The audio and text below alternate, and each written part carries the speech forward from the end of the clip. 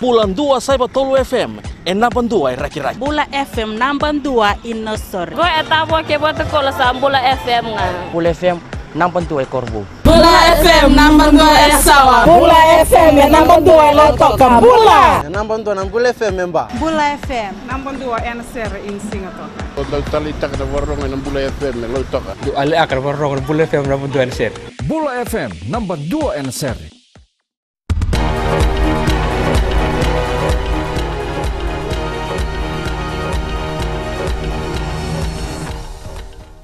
Nisambul sa Kosakongko na Vakaleleka nonday tukutuku na ngonongo.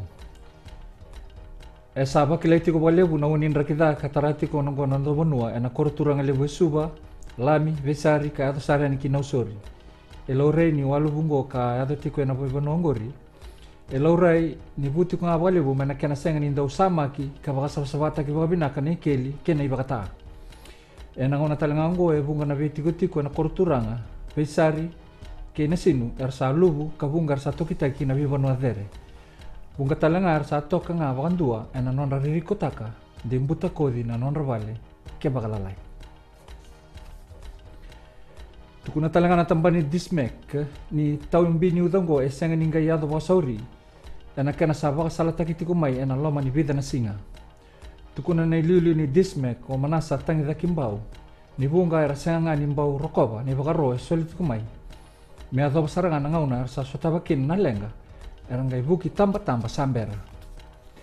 Tukuna tangi dakimbau ni na taura toka na ngauna na kena rawa menga indikevi na wakadada kabakabuna nandra kisosongo. Sa lubu talitunga na ngonongo na punua buda wainandoi katiko na Queens Highway karawanga mera takoso na vi lori lelebu kasenga na vi lori lalai. Era sa anrabatiko na punua ngori na tamadakada keniobisa.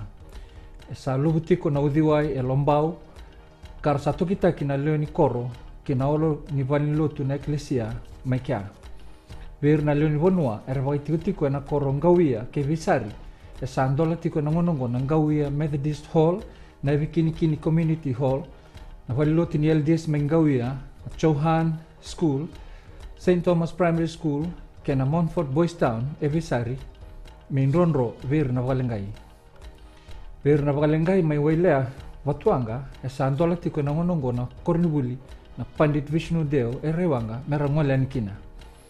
May mbaulevo no sorry ro sa andola tiko na kornibuli may mweneweni kena Shanti Niketan Primary may bagaruru ver na Vakaleleka may kya. Sa bandita ka na dismek sa andola tiko na ngonongo rauta ni tinikavani ronro na ngonongo.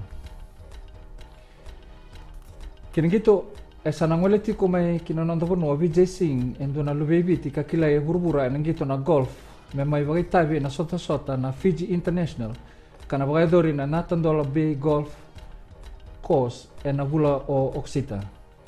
Esa otiong go ibito na ambaki mengay los tala may kinanonda po no Singh may bagay tabi nando na sota libu ni burbura may bagay dori na nonda po no.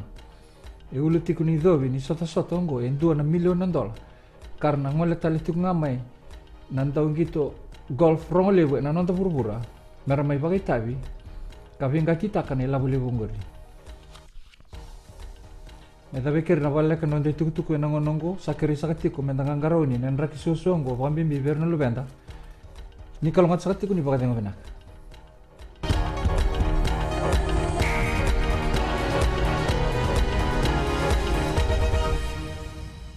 Ito singato kondo talita na warung na radio Fijuan na station galmotua.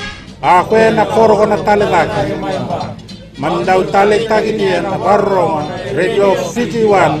Kitongo isu untuk talita na warung na radio Fijuan station galmotua. Keto talita ka na Radio Fiji 1. Na Radio Fiji 1 endo talita kita nga Singapore. Station ni Machino Pinatia na Radio Fiji 1 kwa bayan. Na Radio Fijuan nandu mo ibiti na bonga ni BNN.